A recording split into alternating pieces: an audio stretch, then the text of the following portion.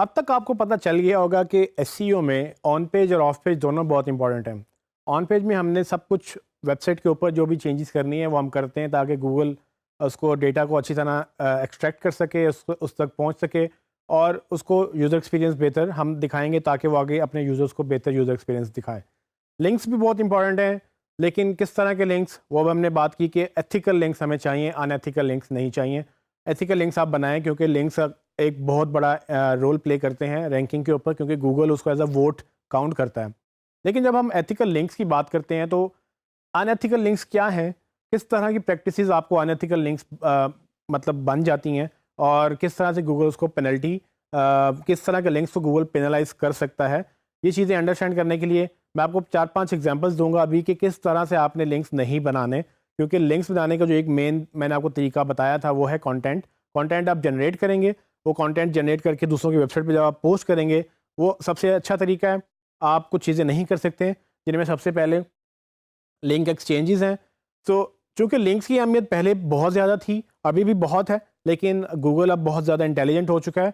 तो पहले गूगल इतना स्ट्रिक्ट नहीं था, इतना लोगों को बॉदर नहीं करता था, इसलिए लोग जो हैं लिंक्स की स्पैमिंग शुरू मतलब करते रहे और डिफरेंट तरह से उन्होंने लिंक्स बनाना शुरू कर दिए। लिंक एक्सचेंजेस उसमें से एक एग्जांपल थी, लेकिन अब चूंकि गूगल स्मार्ट हो गया है, गूगल इन चीज़ों को वैसे ही वो पकड़ लेता है। सो लिंक एक्सचेंज क्या होता है? लिंक एक्सचेंज में आप देख सकते हैं कि वेबसाइट अगर ए वेबसाइट बी को लिंक दे, तो हमें पता है कि ये ए ने लिंक दिया बी को, इससे बी को फ़ायदा होगा क्योंकि जब गूगल ए को क्रॉल करेगा तो वेबसाइट बी जो है उसकी रैंकिंग अप जाएगी, डिपेंडिंग ऑन कि उसकी अपनी वर्थ क्या थी, वो लिंक किस तरह का लगा हुआ है, वगैरह वगैरह जो हम पहले बात कर चुके हैं।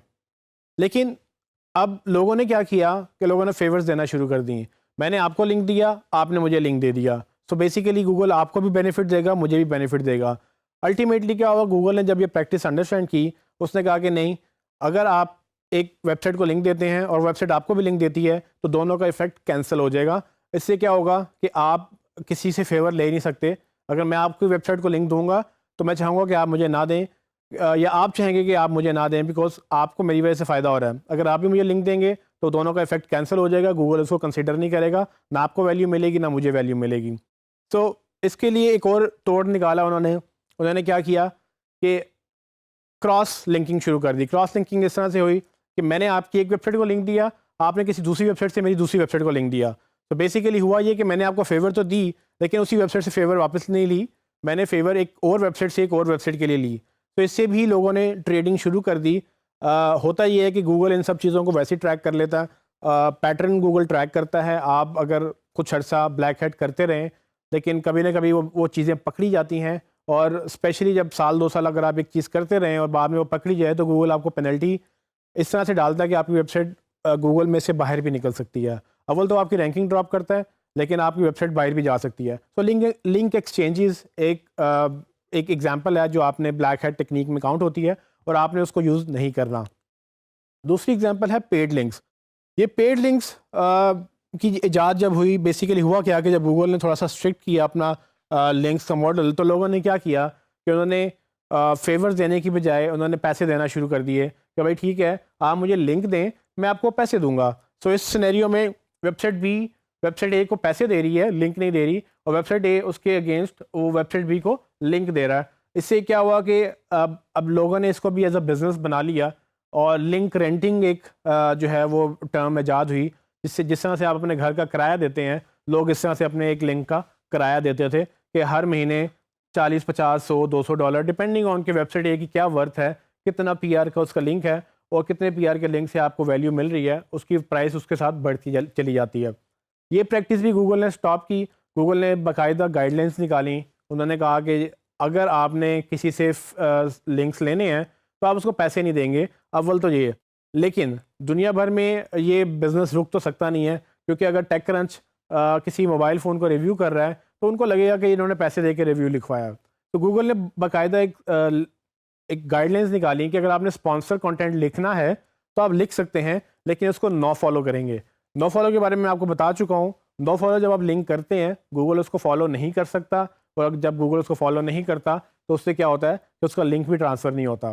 तो गूगल ने कहा कि आप बिज़नेस करें, आप बेसिकली अगर आपको ट्रैफिक चाहिए, कोई लोग आपको पैसे दे रहे हैं, आपकी वेबसाइट अच्छी है और कोई एडवर्टाइज़र आके कहता है कि जी मेरे इस प्रोडक्ट के बारे में लिखो और मैं आपको इतने पैसे दूंगा अगर आप इस प्रोडक्ट को रिव्यू करेंगे, तो वो एक बिज़नेस ठीक है। लेकिन अगर आप उसको लिंक भी दे देंगे तो वो आपके लिए नुकसानदेह साबित हो सकता है, क्योंकि गूगल की नज़र में वो एक पेड लिंक होगा। आपने बाकायदा मेंशन करना है कि ये कंटेंट स्पॉन्सर्ड है और आपने उस लिंक को नो फॉलो करना है। तो ये गाइडलाइंस अगर आप फॉलो नहीं करेंगे तो आप पेड लिंक्स की कैटेगरी में जाकर अपनी वेबसाइट ब्लॉक करवा लेंगे अगर आप इस तरह की प्रैक्टिस कंटिन्यू करेंगे।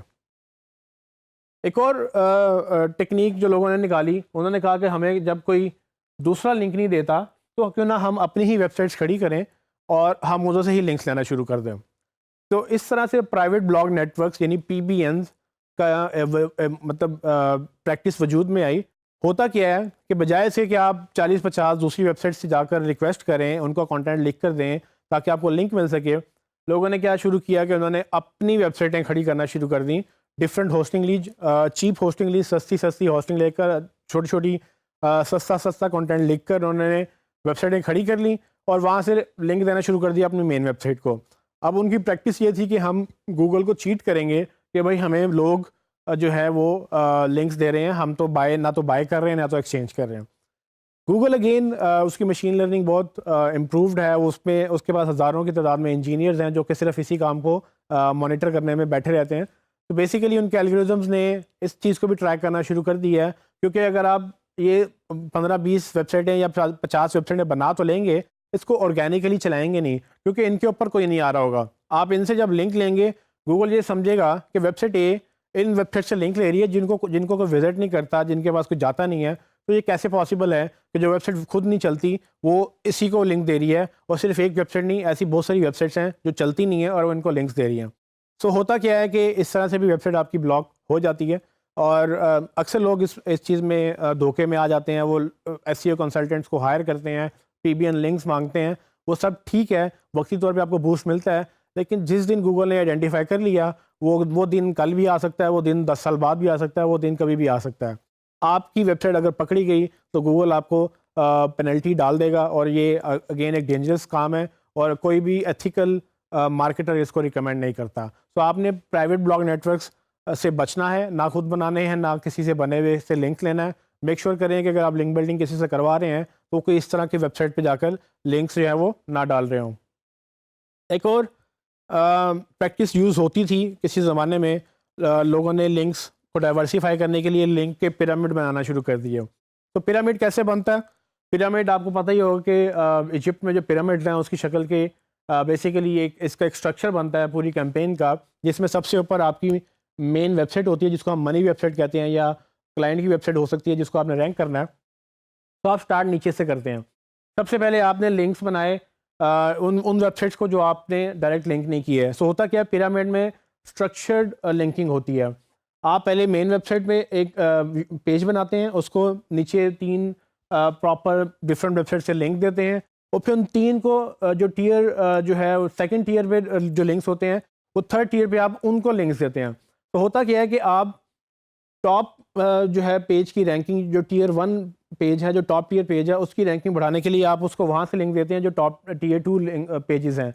अब इन टीयर 2 पेजेस की जितनी अच्छी वैल्यू होगी तो टॉप टीयर की भी उतनी अच्छी वैल्यू होगी। टीयर 2 की रैंकिंग बढ़ाने के लिए आप टीयर 3 से टीयर 2 वालों को लिंक देते हैं, और अक्सर अगर आप इसको मजीद लेवल नीचे ले जाएँ तो टीयर 3 वालों को टीयर 4 लेवल से जाके आप उनको लिंक्स देते हैं, और इस तरह से लिंक्स की ये गेम चलती चली जाती है कि आप लिंक का पिरामिड जितना बढ़ाना चाहे आप बढ़ा सकते हैं। जितना आप इसको कॉम्प्लेक्स करेंगे उतना मुश्किल हो जाएगा। लेकिन अगेन अंडरस्टैंड करने वाली बात यह है कि आप ह्यूमनली आप ये काम करेंगे तो आपको काफ़ी दिन, काफ़ी रिसोर्सेज और काफ़ी चीज़ें आपकी सर्फ हो जाएंगी, और गूगल को पकड़ने में उसके एल्गोरिथम ने अगर पैटर्न ट्रैक कर लिया तो आपको फ़ौरन वो पकड़ सकता है कि एक स्ट्रक्चर्ड तरीके से नीचे से ऊपर लिंक की वैल्यू ट्रांसफ़र हो रही है, ऊपर से ऊपर वैल्यू ट्रांसफ़र हो रही है, करते करते ऊपर वैल्यू ट्रांसफ़र हो रही है। तो ये हैबिट भी गूगल ने बंद कर दी। अगर आपकी वेबसाइट इस तरह की प्रैक्टिस में इन्वॉल्व हो गई तो गूगल यकीनन उसको पकड़ सकता है, और जो कि अगेन डेंजरस काम है। लिंक पिरामिड के साथ एक और लिंक्स की एक स्कीम निकली जिसको लिंक व्हील भी बोलते हैं। लिंक व्हील में पिरामिड की तरह ही लिंक्स का एक स्ट्रक्चर होता है, लेकिन इसमें टॉप टू बॉटम या बॉटम टू टॉप लिंक्स नहीं होते हैं, इसमें बेसिकली सर्कुलर लिंक्स होते हैं। तो होता क्या है कि आपकी मेन वेबसाइट सेंटर में होती है जिसको आपने रैंक करना होता है, उसके अगेंस्ट आप छोटे छोटे सर्कल बनाते हैं कि आपकी एक मेन वेबसाइट है, उसको चार पेजेस से लिंक किया उस वेबसाइट को, और उस मेन वेबसाइट को लिंक किया आपकी प्राइमरी जो टियर 1 वेबसाइट है। तो ये छोटे छोटे अगर आप सर्कल ये देखेंगे तो सर्कल को आपस में भी उन्होंने लिंक करके उसकी वैल्यू बढ़ाई, उसके बाद उसको मेन वेबसाइट से भी लिंक किया। अब चूंकि इसको व्हील बोलते हैं तो ना सिर्फ वो मेन वेबसाइट से लिंक कर रहे हैं, वो सर्कल भी एक दूसरे से लिंक कर रहे हैं। तो प्रॉपर एक ये व्हील बनता है, और इसको अगेन बनाने के लिए बहुत रिसोर्सेज और टाइम और दिमाग चाहिए।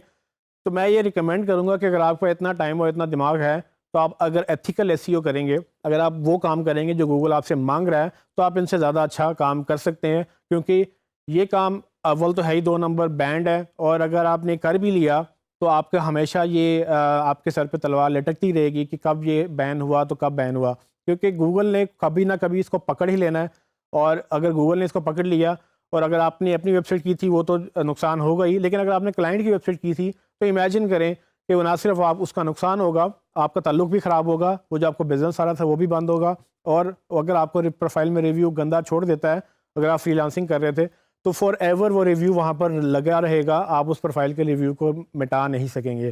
तो ये जितनी भी प्रैक्टिसेस हैं इनमें काफ़ी मेहनत और काफ़ी रिसोर्सेज चाहिए।